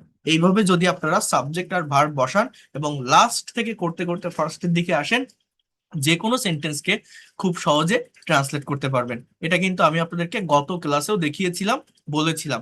মেলাটি বাংলা একাডেমির প্রাঙ্গণে হয়েছিল। The fair was প্রিমিজেস on Bangla academy. ঠিক আছে? অথবা এটা যদি আপনি প্যাসিভ ভয়েসে করেন, আমি বারবার বলছি প্যাসিভটা খুবই গুরুত্বপূর্ণ একটা ভূমিকা পালন করে। যেমন এইরকম না যে আমরা মেলার আয়োজন করেছিলাম, এখানে সাবজেক্টটা নিষ্ক্রিয়, ইনঅ্যাক্টিভ। তাহলে সাবজেক্টটা কি? দ্য ফেয়ার, দ্য ফেয়ার, মেলাটি, দ্য ফেয়ার। এবার হয়েছিল, তাহলে এটা হবে ওয়াজ হেল্ড, অনুষ্ঠিত হওয়া, ওয়াজ হেল্ড। এবার কোথায় হয়েছিল? ওয়াজ প্লাস ভিত্তি, এটা পাস্ট ইন্ডিপেন্ডেন্সের প্যাসিভ। অন দা প্রিমিজেস মানে প্রাঙ্গণ, উদ্যান, মাঠ, উঠান যেটাকে বলা হয়। On the premises of Bangla Academy. এর পরের বাক্যটা কি আছে দেখেন তো? এটি আমাদের দেশের সবচেয়ে বড় বই মেলা। মনে আছে গতকাল আমি কি বলছিলাম? বাংলা বাক্য দুই ভাবে হতে পারে, একটা হচ্ছে ভার্ব যুক্ত, একটা হচ্ছে ভার্ব বিহীন। দেখেন এই বাক্যে কোনো ভার্ব নেই। যে বাংলা বাক্যে ভার্ব থাকে না, সেই বাক্যগুলো যখন আপনি ইংলিশে ট্রান্সলেট করবেন, বি ভার্ব গুলোকে মেইন ভার্ব হিসেবে নিতে হয়। অ্যাম, ইজ, আর, অজয়। এটি আমাদের দেশের সবচেয়ে বড় বই মেলা। তাহলে এটা কি হবে? ইট ইজ, ভার্ব এখানে কি? Is. It is a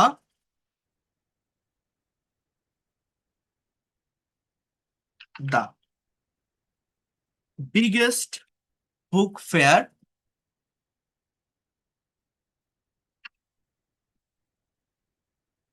in our country. তাহলে এইভাবে কিন্তু আপনারা প্রত্যেকটা সেন্টেন্সের ট্রান্সলেশন করতে পারবেন। এখানে সবগুলো সেন্টেন্স দেওয়া আছে এবং এই ট্রান্সলেশনকে একদম ভেঙে ভেঙে দেওয়া আছে প্রত্যেকটা সেন্টেন্স। এই দেখেন, প্রতিটা সেন্টেন্স আপনি যদি ট্রান্সলেট করতে চান, আমরা তো একটা দেখলাম, আমরা আরেকটা দেখি। আহ আচ্ছা, এখান থেকে দেখতে গেলে অনেক সময় চলে যাবে। তো আমি যেটা বললাম, আপনারা নিজেরা একটু করার চেষ্টা করেন, এগুলো নিজেরা করলে ডেভেলপ করতে পারবেন। যেমন এখানে প্যাসেজ 2 বলছে মেলায় স্টল গুলো সুন্দরভাবে সাজানো ছিল। অর্থাৎ কারা সাজিয়েছিল এটা বলা নেই, তার মানে এটা আবার প্যাসিভ ভয়েস। অর্থাৎ the stalls were decorated beautifully. অনেক মানুষ এক সারি থেকে অন্য সারিতে ঘোরাঘুরি করছিল। তাহলে সাবজেক্ট কি? অনেক মানুষ। দেখেন সাবজেক্ট কি? Many people, many people. এবার ভার্ব বসাবো, ঘোরাঘুরি করছিল, কোন টেন্স? Past continuous. তাহলে কি হবে? Were moving, were moving. আমি যদি বলি ঘোরাঘুরি করছে, তাহলে আর মুভিং। ঘোরাঘুরি করে, জাস্ট মুভ। করছিল, were moving. Many people were moving. এবার কি? One row to another row, one row to another row কি হবে? অন রো সারি, টু অ্যানাদার রো। সো দেখছেন, খুব সহজভাবে কিন্তু ট্রান্সলেট করা যায়। সবাই তাদের পছন্দের নতুন বই খুঁজছিল। তাহলে all all the people or all of them were finding, খুঁজতেছিল বা খুঁজছিল, এটা past continuous. Were finding their chosen new book, their chosen new book, পছন্দের নতুন বই। তো যাই হোক, এখানে সবকিছু ডিটেলসে দেওয়া আছে। আমি পিডিএফ ফাইল পাঠিয়ে দিলে আপনারা নিজেদের মতো করে সুন্দরভাবে করার চেষ্টা করবেন। I am requesting to you all. যদি আপনি এটা করেন, অনেক ভালোভাবে এই ট্রান্সলেশন কভার করতে পারবেন। এখানে অনেকগুলো সেন্টেন্সের ট্রান্সলেশন দেওয়া আছে। এইবার দেখেন, এইখান থেকে আমরা কিভাবে কনভারসেশন প্র্যাকটিস করতে পারি ওই সেম টপিকের উপর। প্রথমে একটা কনটেক্সট আপনি রিড আউট করেন, তারপর সেইটাকে ভাঙেন। ভাঙতে ভাঙতে ভাঙতে ভাঙতে আপনি ওইটাকে একদম ক্যাপচার করে ফেলেন। কিভাবে ভাঙবেন? অনিক আর বিথি দুইজনের ভিতরে একটা কনভারসেশন হচ্ছে। অনিক বলছে, কিরে বিথি, তুই কি গতকাল বইমেলায় গিয়েছিলি? কোন টেন্স বলেন তো? Past indefinite. হ্যাঁ, আপনি জাস্ট কিরে বিথি, আপনি এরকম বলতে পারেন WhatsApp Bithi, did you go to the book fair yesterday. দেখেন ল্যাঙ্গুয়েজ শিখবেন আনন্দের সাথে, প্লেজারের সাথে। কঠিন কেন লাগবে, কষ্ট কেন মনে হবে? এটা কমপ্লেক্স কিছু না। It will depend on practice. আপনি যত প্র্যাকটিস করতে পারবেন তত ডেভেলপ করতে পারবেন। Practice makes a man perfect. দেখেন কি হবে, ডিড ইউ, এটা পাস্ট টেন্স, কোশ্চেন করতে গেলে ডিড এর ব্যবহার হয়। Did you go to the book fair, book fair, did you go to the book fair yesterday, yesterday, তুই কি গতকাল বইমেলায় গিয়েছিলি? Yester, T E R, did you go to the book fair yesterday. আমি যদি বলি তুই কি বইমেলায় যাস, do you go.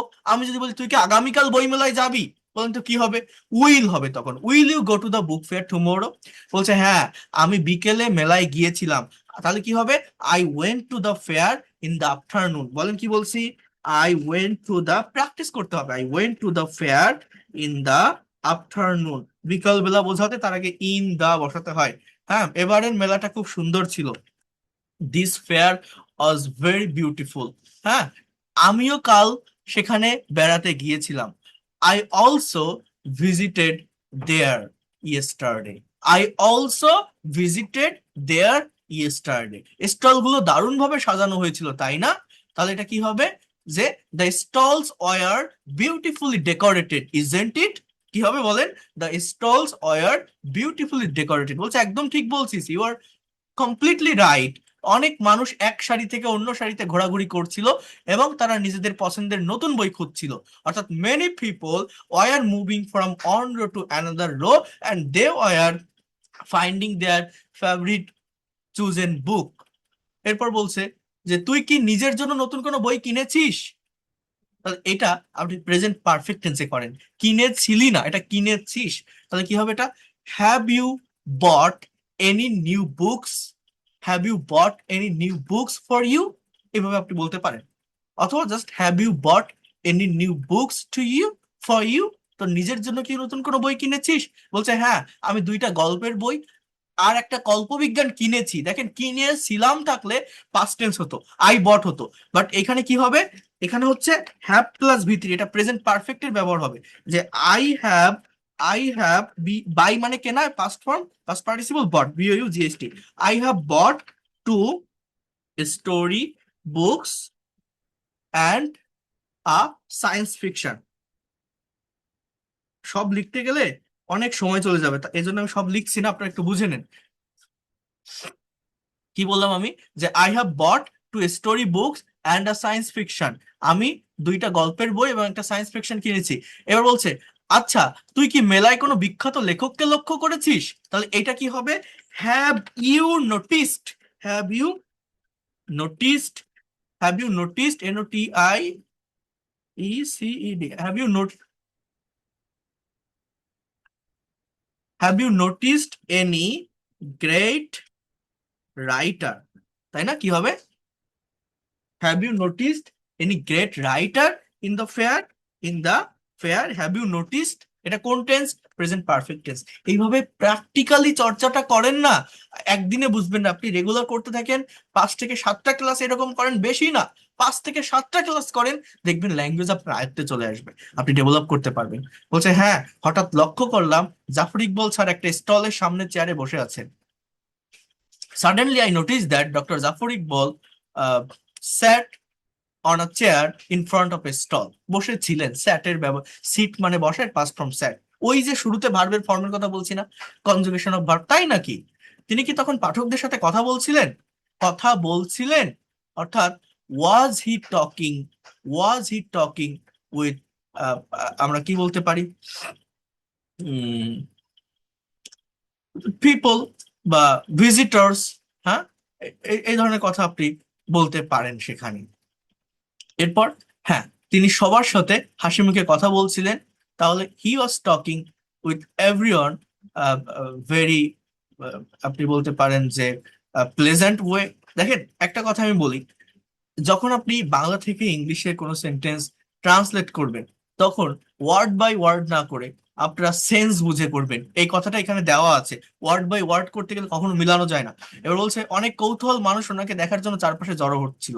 Many curious people were gathering round him to see him, were gathering round to see him. Many curious people were gathering round to see him. এগুলো জড়ো হচ্ছিল, were gathering, past continuous tense. তুই কি কোন autograph নিয়েছিস? Have you taken any autograph from him?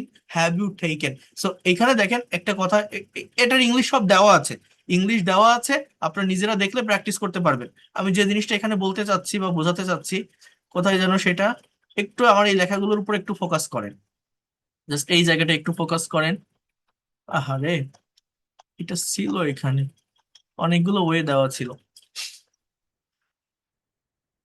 Just একটু wait করেন, একটু আমি দেখি পাই কিনা।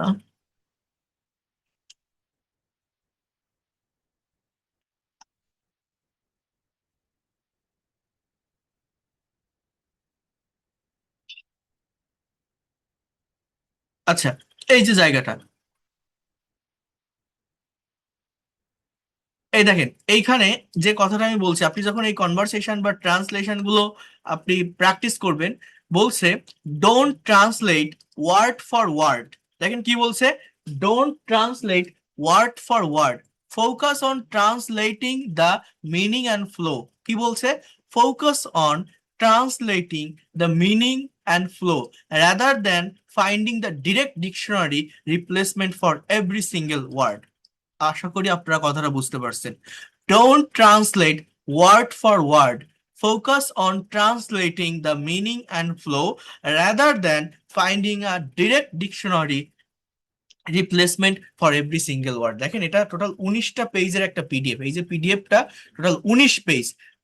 এটা তো একদিনে দেখানো যায় না বা সম্ভব হয় না, এই জন্য আমি যতটুকু পারছি যেখান থেকে পারছি আপনাদেরকে দেখাচ্ছি। বাট এটা দেওয়ার পর আপনারা নিজেরা যদি একটু প্র্যাকটিস করেন, নিজেদের মতো করে যদি একটু ডেভেলপ করার চেষ্টা করেন, দেখবেন অনেক ভালোভাবে নিতে পারবেন। তাহলে এই গেল কনভারসেশনের পার্ট, এইভাবে আপনি প্র্যাকটিস করতে পারেন। এইবার ওই সেম টপিকের উপর আপনি কিভাবে স্পিকিং প্র্যাকটিস করবেন। আপনি নিজে যদি কোনো বইমেলা ভিজিট করে থাকেন, ভ্রমণ করে থাকেন, সেটা আপনাকে ইংলিশে বলতে হবে। এইটা আপনি প্র্যাকটিস করার পর মোবাইলে অন ক্যামেরায় রেকর্ড করেন, আপনার ঘরের ড্রেসিং টেবিলের সামনে দাঁড়ায় বলেন। নিজের মুখ দিয়ে কথা বের না করলে, নিজের ব্রেইন দিয়ে আইডিয়া জেনারেট না করলে কখনো ল্যাঙ্গুয়েজ ডেভেলপ করা যায় না। তো প্রেজেন্টেশন কিভাবে দিতে হবে দেখেন, এখানে প্রত্যেকটা নিয়ম সুন্দরভাবে ডিসক্রাইব করা আছে, একটু দেখে যান। যদি পারেন একটা প্রেজেন্টেশন এই টপিকের উপর করার চেষ্টা করেন। মাই experience at the book fair বলছে ইন্ট্রোডাকশন পার্ট।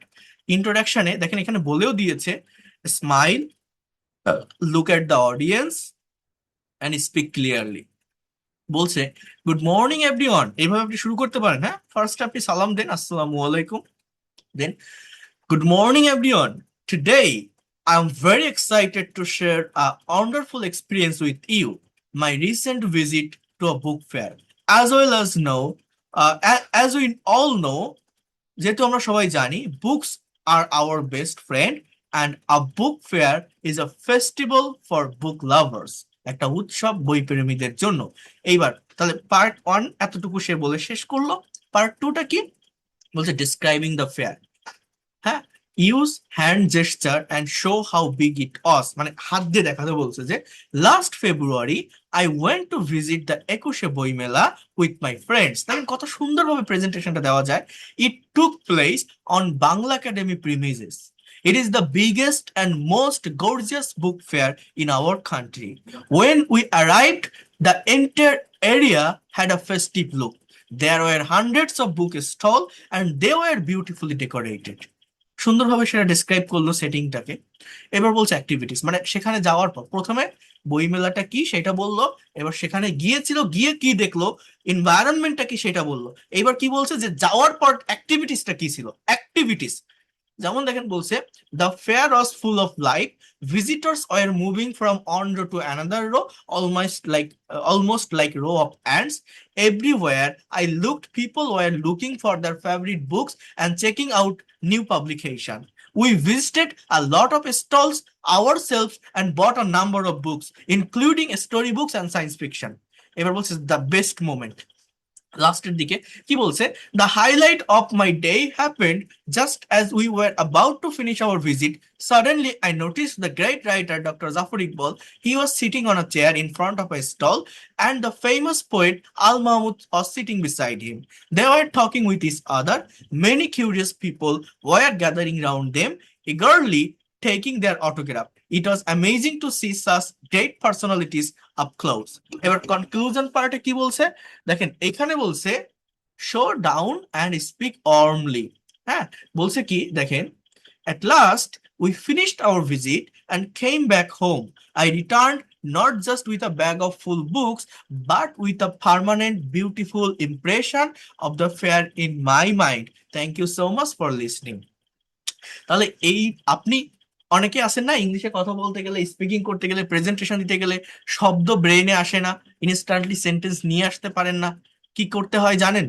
এই পার্ট পার্ট করতে হয়। অর্থাৎ ইন্ট্রোডাক্টরি পার্টে কি ছিল এটা আপনি ব্রেনে সাজিয়ে ফেলেন সিকুয়েন্স অনুযায়ী। এরপর describing the fair, the activities, the climax, the conclusion.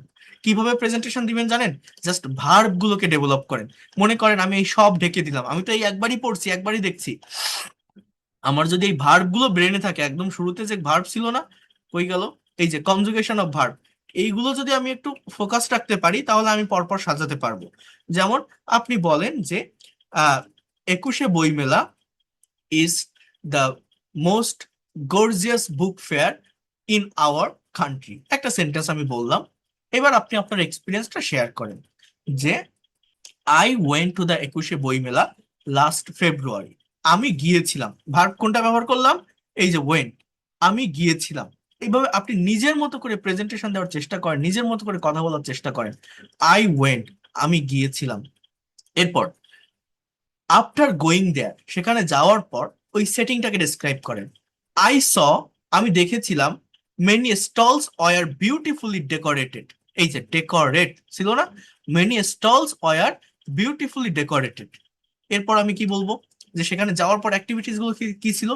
People were moving from on row to another row. এই যে move, people were moving from on row to another row just like the row of আর্নস। Many people, or you can say some people, were looking, is a look, were looking their favorite chosen book, and some people were finding new publication. এবার কি? Then I bought, আমি কিনেছি, by মানে কেনা, past form কি bought। এই যে I bought two science fiction and a story book from the fair. After that, suddenly I noticed, হঠাৎ আমি লক্ষ্য করলাম, এই যে noticed, suddenly I noticed great writer Dr. Zafar Iqbal sitting on a chair in front of a stall. Many people were gathering round him. Were gathering, আমার মনে যা আসছে আমি সেভাবে বলছি, সমস্যা কি? Many people were gathering round him and for taking autograph. Many people were gathering round him for taking autograph. এইভাবে আমি বলতে পারি না? পারি। After that, I finished visiting and I came back home. I came back home with permanent impression, buying lots of books and so many experiences. With permanent impression and so many experiences. এভাবে আপনি বলতে পারেন। So it was a memorable day for me. Just দেখেন, আমি কিন্তু এই verb গুলো দিয়েই, জাস্ট এই ভার্ব গুলো দেখেই কিন্তু আমি আমার ব্রেনে ওই প্রেজেন্টেশনটা অর্গানাইজ করে ফেলছি। এটা আপনারাও পারবেন। আমি যদি এখন আপনাকে ইনস্ট্যান্টলি কথা বলতে বলি যে did you visit any kinds of book fair in your life, if you have any experience please share your thought. তাহলে আপনি বলবেন যে আপনি কবে গিয়েছিলেন, কোথায় গিয়েছিলেন, কার সাথে গেছিলেন, সেখানে যাওয়ার পর কি দেখেছিলেন, সেখানে যাওয়ার পর আপনি কি করেছিলেন, কি বই কিনেছিলেন, বা কাউকে দেখতে পেয়েছিলেন কিনা, কিভাবে আপনার এক্সপিরিয়েন্সটা কেমন ছিল, জাস্ট এই আপনাকে ইংলিশে ডিসক্রাইব করতে হবে। তাহলে সাবজেক্টকে আই, এবার আমি গিয়েছিলাম, আই ওয়েন্ট, আমি কিনেছিলাম, আই বট, আমি দেখেছিলাম, আই স, আমি এসেছিলাম, আই কেম ব্যাক। কঠিন?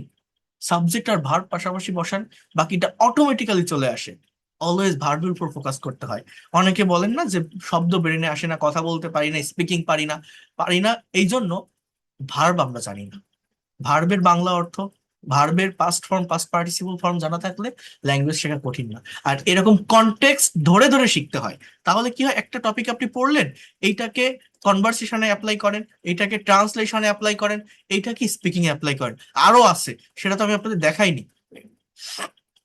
এই দেখেন, এইটা দিয়েই 21 বই মিলা নিয়ে একটা রিডিং স্টোরি, বড় একটা স্টোরি এখানে আছে। এই স্টোরি থেকে কি হয়, এটা থেকে প্রোনাউন্সিয়েশন ক্লিয়ার করা যায়। এই দেখেন প্রোনাউন্সিয়েশন, প্রিমিসেস দেখছেন, গর্জাস দেখছেন, এই যে এই মানে যে যে ওয়ার্ড গুলো কঠিন সেগুলোর সঠিক প্রোনাউন্সিয়েশন কি হবে সেটা আবার এখানে আলাদা করে দেওয়া। সো এটা নিয়ে আমি পরে কথা বলবো, এটা নিয়ে আমি পরে কথা বলবো, বাট আমি যতটুকু বললাম, যা যা বুঝালাম সেটা হচ্ছে ইংলিশ ল্যাঙ্গুয়েজটা মূলত কি, আমাদের মূলত কোন জায়গাগুলো ডেভেলপ করতে হবে, কোন স্ট্রাকচার গুলো শিখতে হবে, এবং সার্টেইন টপিকের উপর কিভাবে স্পিকিং, রাইটিং, কনভারসেশন প্র্যাকটিস করা যায় আমি আপনাদের বললাম। এরকম একদিনে হয় না, এইভাবে আপনি যদি সময় নিয়ে ধারাবাহিকভাবে আস্তে আস্তে মানে 10 থেকে 12টা টপিকের উপর এই প্র্যাকটিসটা রাখতে পারেন বা করতে পারেন, ইভেন এটা যদি একটা মেন্টরের অধীনে থেকে করতে পারেন, নিজে ইমাজিন করে দেখেন আপনি কেন ইংলিশ পারবেন না। আপনি তো প্র্যাকটিক্যাল জায়গাটাতে আসছেন, তাহলে কেন পারবেন না? অবশ্যই পারবেন। ইংলিশ ল্যাঙ্গুয়েজ ডেভেলপ করা কঠিন কোনো কিছু না। আমরা সঠিক কনটেক্সট পড়ি না, শিখি না আমরা। আপনি আজকে আমার কাছে লাইভ ক্লাস করছেন, কালকে হয়তো ফেসবুক পেজে আপনার সামনে একটা ক্লাস বেশি উঠবে, সেখানে জাস্ট ওই ক্যান কুড মে মাইট এটা পড়ালো, তারপর দিন একটা টেন্স পড়ালো, তারপরে পড়ালো ইউটিউবে একটা ক্লাস আসলো যে ইংরেজি শেখার জন্য এই এক্সপ্রেশন গুলো শিখে রাখুন, হ্যাভ আ নাইস ডে। ঘরে বসে এগুলো বলতে হয়, ট্রেনে বসে এগুলো বলতে হয়, কিচেনে বসে এই বাক্যগুলো ব্যবহার করুন। এইভাবে কখনো ডেভেলপ করা যায় না। বাট আপনি যদি এই প্র্যাকটিক্যাল কনটেক্সট গুলোতে আসেন, তাহলে আপনার রিডিং, রাইটিং, স্পিকিং একদম প্র্যাকটিক্যাল ওয়েতে আপনি ডেভেলপ করতে পারবেন। একবার ভেবে দেখবেন, আপনি নিজেকে প্রশ্ন করে দেখবেন যে এটা কারেক্ট ওয়ে কি না। আমরা এইভাবে যদি প্র্যাকটিস করি তাহলে একদম অরিজিন থেকে, জিরো লেভেল থেকে আমরা এগোতে পারবো কিনা বা ডেভেলপ করতে পারবো কিনা। আমি কি বোঝাতে পারলাম আপনাদের? আমি recorded class PDF file provide করব, পিডিএফটা দেখে নিজেরা একটু প্র্যাকটিস করবেন। আপনাকে দেখেন, শেখার দরকার নেই, একদিনে কোনো কিছু শেখা যায় না, বাট আপনার কি নতুন কোনো কনসেপ্ট পেয়েছেন বা ধারণা পেয়েছেন বা বুঝতে পারছেন যে প্র্যাকটিসটা আসলে কিভাবে করা দরকার? প্রত্যেকটা সেক্টর যদি আমি ডেভেলপ করতে চাই, প্রত্যেকটা স্কিল যদি আমি গেইন করতে চাই, বুঝতে পারছেন আমি কি বলছি?